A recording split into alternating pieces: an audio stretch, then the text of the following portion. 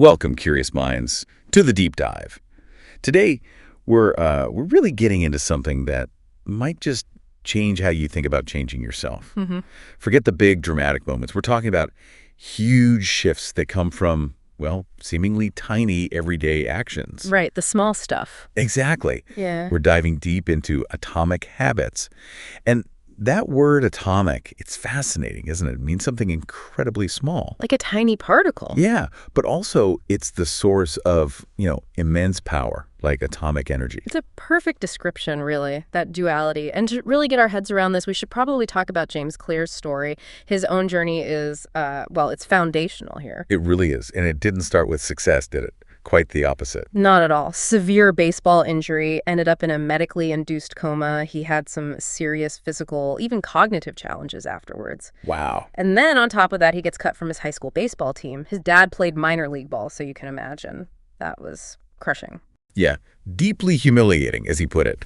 You'd think that might be the end of the line for sports. You would. But that's where it gets interesting. He didn't make some miracle comeback overnight. Instead, he just started accumulating small habits, really small. Like what sort of things? Lifting weights consistently, multiple times a week, slowly, steadily. He built himself up, went from 170 pounds to a solid 200. Okay. By junior year, he wasn't just back on the team, he was captain, all conference honors, and senior year. It was even more refined: sleep habits, study habits, strength training, all compounding. So it wasn't one thing. No, it was the accumulation. That's the key.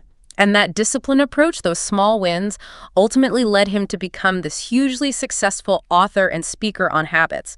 His stuff reaches millions now. Coaches and pro sports use his ideas. It's incredible. And it really shows it wasn't sudden magic. It was slow, steady, almost inevitable growth from those tiny, consistent actions. Exactly. And that story, it perfectly sets up what we're trying to do in this deep dive today. We want to unpack the science behind these atomic habits. Right. To explore how tiny, consistent changes really can lead to remarkable results. It's not just about what to do, but digging into why these principles work, why they feel so, wired into us. And crucially, how you, listening right now, can actually use these ideas in your own life, how you can leverage them for real, lasting growth. Yeah, to become the person you actually want to be. It's about building a framework that actually works and sticks around. Okay, so let's start with that foundational idea. The unseen power of small changes. Why does that 1% shift each day matter so much more than we think? It comes down to the compounding effect. This is like the bedrock principle. The compound interest of self-improvement. Exactly. Yeah. It's not just a catchy phrase. It's how growth actually works. Just like small amounts of money invested consistently grow exponentially over time. Tiny daily actions pile up to produce these massive results down the line. The fundamental law, really, whether you're talking finance, fitness, learning, anything, consistency wins. And the British cycling team's story is just, it's almost hard to believe, isn't it? It really is. For almost 100 years, they were mediocre. Is that fair to say? I think that's fair. Since 1908, just one Olympic gold. Yeah. And never, ever won the Tour de France in 110 years. Yeah. They were properly stuck. Totally stuck. Then, 2003, they hired Dave Brailsford, and his whole approach seemed almost too simple. The aggregation of marginal gains. Right. Just find 1% improvements everywhere. Not one big fix, but hundreds of tiny tweaks. And they look everywhere. Shaving grams off bike seats. Testing massage gels for recovery. Even figuring out the best pillows for sleep. They thought better rest meant better performance. They obsessed over everything. No detail was too small. So the pillows, that's intense, and the results, what actually happened? Oh, the results were just staggering. Within about 10 years, they basically owned the sport. Olympic golds galore, multiple Tour de France wins. They went from afterthought to total dominance. It was a masterclass. Not one magic bullet, but the sum of all those tiny improvements, compounding day after day. It proved success is mostly about daily habits, not these huge, rare transformations. It's such a clear example. Those small gains don't just add up, they multiply. But this compounding thing, it cuts both ways, doesn't it? Oh, absolutely. That's the scary part, too. Think about that airplane analogy. Right, flying from LA to New York. Yeah. If you're off by just, say, 3.5 degrees at takeoff, barely noticeable, right? You don't land in New York. You end up hundreds of miles away, maybe Washington, D.C. Just from that tiny initial error. Repeated over the whole journey. That 1% error, repeated daily, It compounds into what the source calls toxic results, sends you way off course. It's such a powerful visual. Makes you think. It really does. Makes you aware of those small daily choices. So for you listening, have you thought about what tiny 1% shifts might be steering your life right now, maybe without you even noticing? Yeah, like that extra 5 minutes scrolling before work, or the afternoon snack habit. How does that tiny bit of daily procrastination, putting something off by just an hour, stack up over a whole year? Does it leave you feeling constantly behind? Or, on the flip side, what about a small positive thing? Yeah. Doing one extra little task, learning one new quick idea, even just a slightly nicer chat with someone at work. How could that compound over a career into, real productivity, more knowledge, stronger connections? It's that subtle daily nudge, positive or negative. And this leads us right into another key idea, the plateau of latent potential. Because often, when we make changes, we expect to see progress right away. We want that straight line going up. Exactly. But reality, especially with habits, is usually messier. There's often this valley of disappointment. You're putting in the work, weeks, maybe months. And nothing seems to be happening. It feels pointless. Right. And that's where most people give up. They don't realize the work isn't wasted. It's just being stored, building up potential. Like the ice cube analogy. I love that one. It's perfect, isn't it? Ice cube on a table. Room warms up 25 degrees, 26, 27, up to 31. Nothing. Still just a block of ice. Still solid. Then it hits 32 degrees, just one more degree. And bam, it starts melting. That 1 degree shift unlocked everything. It's the tipping point. All that previous warming wasn't wasted. It was building the potential for that change.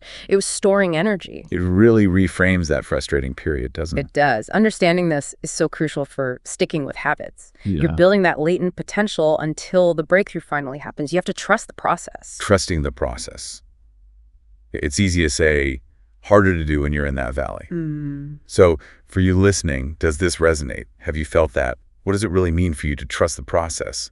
Even when the results aren't visible yet. It's about faith in the cumulative effect. Yeah, faith in those unseen gains building up. Okay, so let's shift gears a bit. From the power of small changes to something maybe even more fundamental. Moving beyond just setting goals to building identity through systems. Yes, this is a really profound shift. We're so focused on goals, right? The result we want to achieve. Like losing 20 pounds or running a marathon. Exactly. But the insight here is that achieving a goal, it only changes your life for that moment. The real leverage isn't in the result. It's in the system that produces the result. Okay, unpack that a bit. Systems versus goals. Well, fixing problems at the results level, like crash dieting to hit a weight goal, is temporary. Lasting change comes from fixing the system, your daily eating and exercise habits. Fix the inputs, the process, and the outputs, the results tend to take care of themselves. That makes sense, like a musician. Their goal is maybe playing a tough piece perfectly. Right. But their system is how often they practice, how they break down the hard parts, how they get feedback. Exactly. Or a coach wants to win a championship. That's the goal. The system is what they do every single day at practice. The drills, the strategy, the conditioning. So here's the question. If they just focused maniacally on perfecting the system, the daily process, and kind of forgot about the big goal, would they still likely achieve it? Almost certainly. And probably with less stress and more consistency, because the system drives the outcome. And focusing only on goals can mess with your happiness too, right? You're only happy when you hit the target. Yeah, and that happiness is fleeting. What happens after you achieve the goal? The motivation often just disappears because its purpose is fulfilled. The yo-yo effect, like weight loss. Yeah. People hit the goal, stop the diet, and revert back because the underlying system didn't change. Precisely. So the challenge for you listening is to shift from thinking about outcome-based habits to identity-based habits. Okay, what does that mean practically? Instead of, I want to run a marathon, the outcome, focus on, I am a runner, the identity. Ah, okay. I am a runner. That feels different. It changes the internal story. It means you fall in love with the process, not the product. You find satisfaction just by doing the things a runner does, running your system. And the source says this is the most effective way, focusing on who you want to become. Yes, because your identity emerges from your habits. Every action you take is like a vote for the type of person you wish to become. Every action is a vote. I really like that framing. It makes every small choice feel meaningful. It does, and it helps explain why changing is hard. We have these internal stories, right? I'm bad with directions. I'm not a morning person. I'm terrible at math. Those self-labels. They create these mental grooves. We feel this pressure to act consistently with who we believe we are. So we resist actions that contradict that self-image. Exactly. But change isn't instantaneous. It's a gradual evolution, a series of microevolutions of the self. Each small habit, each vote. It's like a suggestion to your brain. Yeah, a suggestion reinforcing a new identity. Finish a book. Maybe you're voting for I'm a reader. Go to the gym consistently. You're voting for I'm someone who values fitness. Practice an instrument. Voting for I'm a musician. It's the accumulation of those votes that slowly shifts who you are. Precisely. So the big question to keep asking yourself is, am I becoming the type of person I want to become? That's the starting point. Not what, not how, but who. How can you consciously cast those votes throughout your day? It's about the action, building the identity. All right, so we've talked about the why compounding identity. Let's get practical. Let's get into the how. The 4 laws of behavior change. This is the toolkit. This is the core framework, and it starts with understanding the basic habit loop. You've probably heard variations of this. Cue, craving, response, reward. Exactly. That 4-step pattern runs every time. It's the brain's shortcut. A memory of what worked before to get a reward. It saves mental energy. So the cue is the trigger. The thing that signals a reward might be available. Right. Your phone buzzes cue, predicting connection or information. Or you smell fresh donuts cue, predicting a sugar rush. And that cue leads to the craving, the wanting. Yeah, the motivational force. You don't just crave the donut itself, but the feeling it gives you, the dopamine hit. Then the response rating, the actual habit, picking up the phone, buying the donut. And finally, the reward, the satisfaction, reading the text, tasting the donut. This closes the loop and tells your brain, hey, remember this sequence? It worked. And this builds on earlier work, right? Thorndike's law of effect, Skinner, Duhigg's model. Yeah, it integrates all that, linking external triggers with our internal states, our feelings and motivations. It's a really practical synthesis. So if we want to change any habit, build a good one or break a bad one, we just need to manipulate this loop using 4 key questions. Exactly. The 4 laws. How can I make it obvious? How can I make it attractive? How can I make it easy? And how can I make it satisfying? These are the levers. Okay, let's tackle them one by one. Law 1, make it obvious. Right. The core idea here is huge. Our environment is like this invisible hand shaping what we do, and visual cues, they're the most powerful catalyst. Because we're so visual as creatures. Immensely. Think about it. Maybe 10 million out of 11 million sensory receptors are for sight. Maybe half our brain power is dedicated to visual processing. So small changes in what we see can cause big shifts in what we do. We just react to what's in front of us. Pretty much. The Massachusetts General Hospital cafeteria study is a brilliant example. Dr. Ann Thorndike, right? Yeah. She wanted people to eat better without nagging them. Exactly. So she just changed the environment, the choice architecture, put water bottles in the main fridges by the checkout, not just soda, and put baskets of water next to all the food stations. And what happened? Without any posters or lectures, soda sales dropped over 11%. Water sales jumped nearly 26%, just by making the healthy choice more obvious. That's amazing. Simple but effective. Like the Schiphol Airport fly sticker in the urinals. Classic example. Tiny sticker, looked like a fly. Men instinctively aimed for it. Reduced spillage, cut cleaning costs by 8%. Just a little visual nudge. Totally. Retailers use this constantly. Stuff at eye level, end caps, Coca-Cola gets like 45% of its sales from those end-of-aisle displays just because they're obvious. We grab what's easy to see, so we need to become architects of our own environments. Yes. And a great tool for that is habit stacking. It's a specific way to use an implementation intention. From BJ Fogg's work. Yeah. Instead of finding a new time and place, you link your new habit to one you already do reliably. The formula is simple. After current habit, I will new habit. Okay, give me an example. After I pour my morning coffee, I will meditate for 1 minute. Or after I take off my work shoes, I will change into workout clothes. It leverages that existing momentum. Exactly. It uses the Diderot effect, one action naturally triggering the next. Like buying a new couch makes you want new curtains. Habits can chain together. You could build a whole routine like that. Coffee, meditate, to-do list, first task. Absolutely. Or broader ones. When I see stairs, I will take them. When I walk into a party, I will introduce myself to someone new. When I want to buy something over $100, I will wait 24 hours. So the key for you listening is to look at your existing routine. What are your reliable cues? Sun rising, brushing teeth, coffee. And how can you strategically attach a new desired habit right after one of those? Sprinkle those triggers around, make the good choice the obvious one. Design your world for success. Okay, law 2. Make it attractive. Right. And the key insight here is fascinating.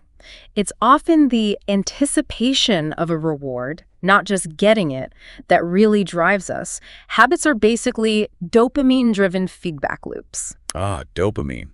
The motivation molecule. Tell us about those rat experiments, Olds and Milner. Yeah, foundational stuff from the 50s. They found they could basically switch motivation on or off by manipulating dopamine. Block it, the rats lost all will, wouldn't eat, died of thirst. Wow. Flood it. They'd frantically press a lever hundreds of times an hour for a hit, ignoring everything else. It showed dopamine's raw power in driving behavior. We used to think it was just about pleasure, but it's more about wanting, anticipation. Exactly. Dopamine spikes before the reward. Gamblers get a hit before placing the bet. Addicts get a surge when they see the drug, not just after using it. When you predict something will be rewarding, dopamine goes up, and that fuels the action. That's why looking forward to a vacation can feel almost as good as the vacation itself. That's the wanting system firing up. So to make habits attractive, we need to leverage this anticipation. One cool way is temptation bundling. Okay, what's that? You pair something you need to do with something you want to do. The classic example is that engineering student, Ronan Byrne. The Netflix bike. Yeah, he loved Netflix, knew he needed to exercise, so he hacked his bike. So Netflix only played if he was pedaling at a certain speed. Slow down, show pauses. Brilliant. Eliminating obesity one binge at a time. Exactly. So the formula, often combined with habit stacking, is like, after current habit, I will habit I need. After habit I need, I will habit I want. Okay, so maybe after my coffee, current, I will write one thank you note, need. After the note, I will check social media. Want. Perfect. It links the necessary thing to an immediate desired reward, making the need more attractive. And it's not just individual desires. Social norms play a huge role too, right? Making things attractive because others are doing them. Huge. We're herd animals. We want to fit in, get approval. We unconsciously copy people around us, accents, postures. And that study about obesity in Friends, that was shocking. Yeah, your chance of becoming obese goes up like 57% if a close friend does. But it works positively too. If your partner loses weight, you're more likely to as well. Peer pressure is real, invisible but powerful. So the advice is, join a tribe where your desired behavior is the normal behavior. Absolutely. Find a group where you already have something in common, like nerd fitness, helping nerds and misfits get fit. If you love Star Wars and hate traditional gyms, that community makes exercise feel like something people like you do. It makes it more appealing because it reinforces your identity within a group. Exactly. Shared identity strengthens personal identity. It makes the habit attractive because it's part of belonging. We can also reframe things internally, right? Yeah. Change our association with a habit. Yes. How we interpret cues matters hugely. Same cue, like seeing a cigarette triggers craving in one person, disgust in another. It's the prediction that drives the behavior. So we can change our predictions. We can try. Instead of, I have to go run, think, time to build endurance, get stronger. Reframe saving money not as sacrifice, but as buying future freedom. Like athletes with pre-game rituals. They use them to get into game mode, associating those actions with peak performance. Precisely. They reprogram their predictions. So, ask yourself, how can you reframe your habits to highlight the benefits, the identity you're building? Make the hard stuff feel attractive by focusing on the positive prediction. Okay, makes sense. Law 3, make it easy. This one feels intuitive, but is incredibly powerful. We're wired for the law of least effort. Our brains want to conserve energy. Given options, we naturally drift towards the easiest one. It's not laziness, it's efficiency. Exactly. The less friction there is, the easier it is for your better self to emerge. Think of the bent garden hose analogy. Right. Instead of cranking up the water pressure, more motivation, just unbend the hose, reduce friction. Much easier, much more effective. Making habits easy is about removing those friction points. And this applies everywhere, like Japanese factories focusing on lean production. Yeah, redesigning workspaces to eliminate wasted movement, make assembly easier. That's why their TVs became so much more reliable back in the day. It was easier for workers to do it right. Or the British government getting more people to pay taxes just by linking directly to the form instead of a download page. Reducing that one tiny step significantly increased response rates. Even voice speakers, it's just easier to say play music than fiddle with your phone. Ease wins. So for us, it's about environment design again. Definitely. Put your gym bag by the door, prep healthy snacks and put them front and center. Make the good habits the most convenient ones. Choose a gym on your commute. Set yourself up for success. And the 2-minute rule. That sounds key here. It's brilliant. When you start a new habit, it should take less than 2 minutes to do. Scale it down radically. So read before bed becomes read one page. Do yoga becomes take out my yoga mat. Study becomes open my notes. Exactly. Make the starting ritual incredibly easy. Anyone can meditate for 1 minute, do one push-up, read one page, even on your worst day. Because the point isn't doing the whole thing at first. No, the point is to master the habit of showing up. You have to standardize before you optimize. Show up consistently, even for 2 minutes. That's the vote for your identity. I'm the type of person who doesn't miss workouts. It's better to do less than you hoped than nothing at all. Build the consistency first. Precisely. And related to making things easy are one-time choices. These are actions you take once that automate good habits going forward. Like setting up automatic savings transfers. Yes. Or automatic bill pay. Cutting cable to reduce distraction. Buying a better mattress for better sleep. These leverage technology or smart design to lock in good behavior with minimal ongoing effort. They reduce future friction permanently. Okay, makes sense. Law 4. Make it satisfying. The final piece. And the cardinal rule here is simple but profound. What is rewarded is repeated. What is punished is avoided.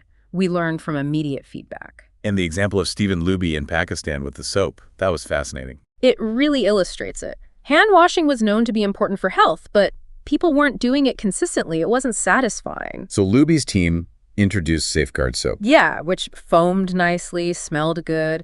It made the act of hand washing slightly more pleasurable. That immediate positive sensory feedback, that small reward. Made the habit stick. Yeah. Health improved significantly. It wasn't willpower. It was making it feel good. Exactly. And this highlights the big challenge. The mismatch between immediate and delayed rewards. Our brains evolved for instant gratification. Food now, safety now. Right, immediate return environments. But modern life is mostly delayed return. Work today, paycheck later, exercise now, health benefits years from now, save now, retirement decades away. Our Stone Age brains struggle with that delay. Totally. So for good habits with delayed benefits, we need to inject some immediate satisfaction. Find a way to give yourself a quick win right after doing the habit. But the reward needs to align with the identity, right? Yeah. Not undermine it. Crucial point. Reward exercise with a massage, reinforces body care. Not a giant sundae, conflicts with health identity. Reward saving money with something that represents freedom or peace of mind. Maybe taking a relaxing bath, not buying more stuff. The reward should feel like another vote for who you want to be. Okay. And tracking progress. That makes things satisfying too. Hugely. Seeing progress is one of the most effective forms of motivation. It gives that immediate feedback loop. Like Trent Dearsmid's paperclip strategy for sales calls. Perfect example. 120 clips in one jar. Move one clip to the empty jar after each call. Visually seeing the clips pile up in the done jar is incredibly satisfying and motivating. Simple, visual proof of effort.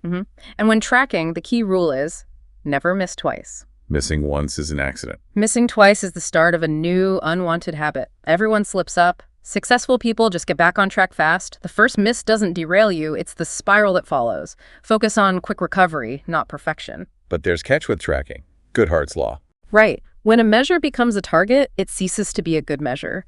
Don't optimize for the metric itself if it doesn't actually drive the real goal. Like the restaurant tracking revenue versus tracking if customers actually finish their meals. Exactly. Make sure you're measuring what truly matters for the outcome you want, not just the easiest number to count. So for you listening, how can you track your habits? Use an app, a journal, a simple calendar checkmark. And how can you internalize that never miss twice rule to build resilience?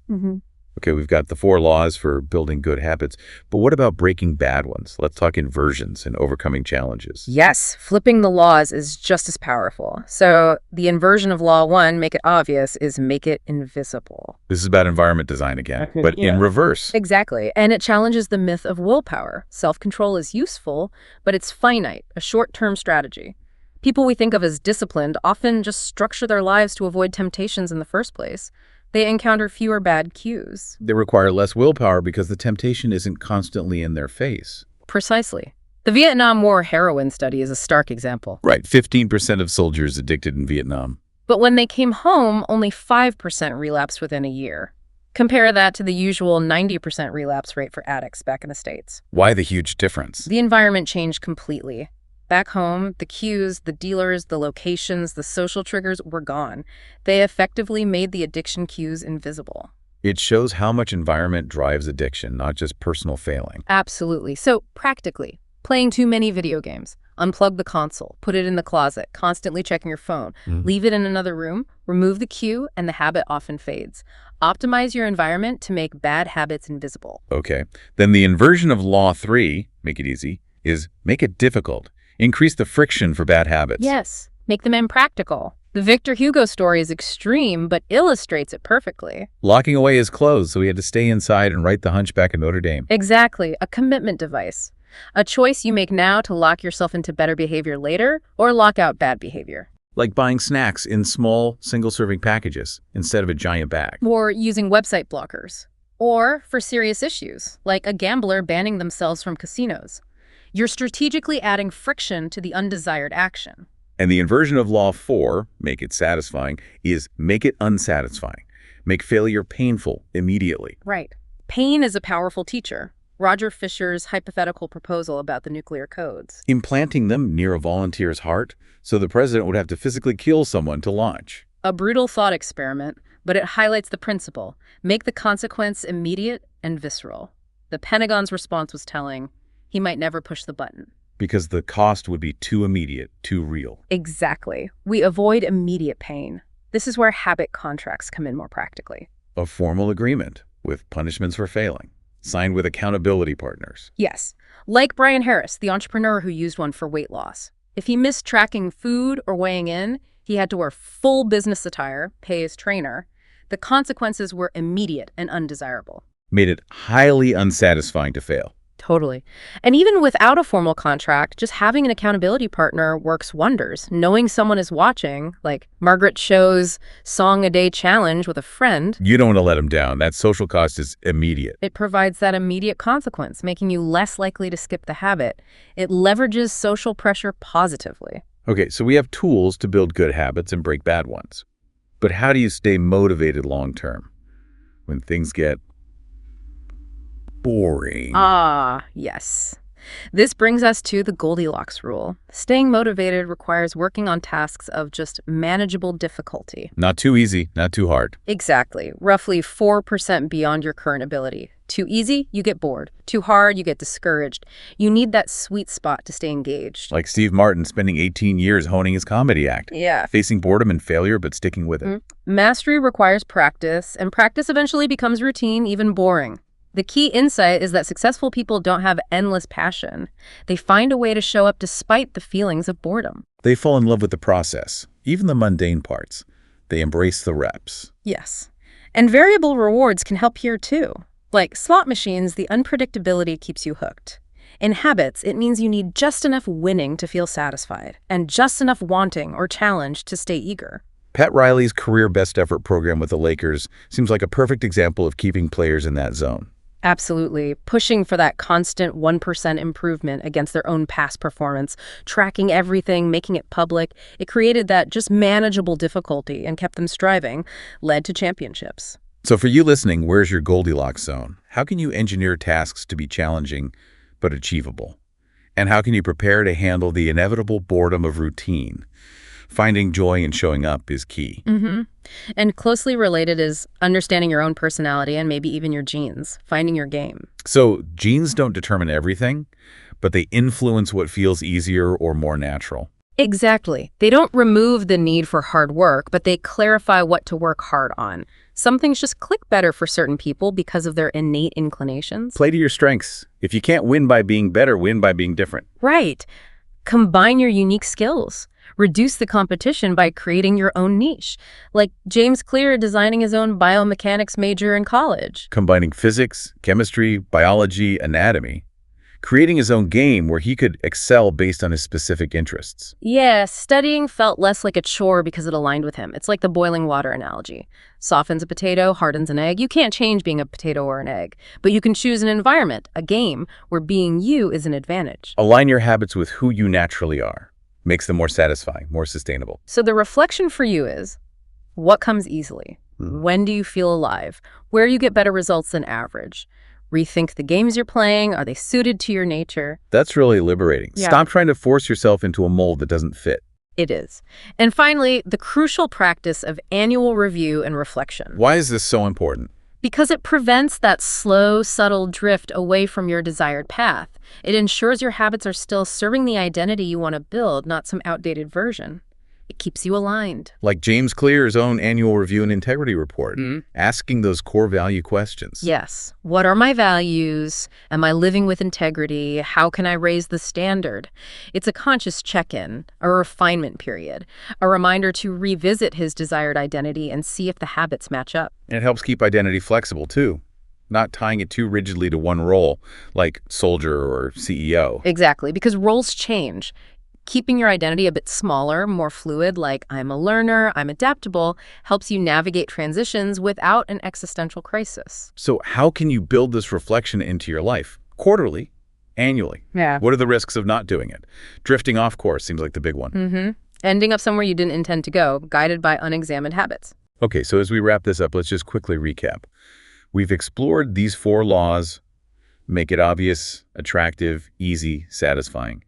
And there are inversions for breaking bad habits. And the core message weaving through it all, small habits don't just add up, they compound. That compounding effect is just immense over time. It really is. You can build something remarkable, a business, a body, knowledge, if you just keep showing up, keep putting in those small, consistent efforts. Don't stop. The results can seem extraordinary, but they come from consistent, ordinary actions compounded. So here's a final thought for you to mull over. What one tiny, truly atomic action could you start or stop doing today?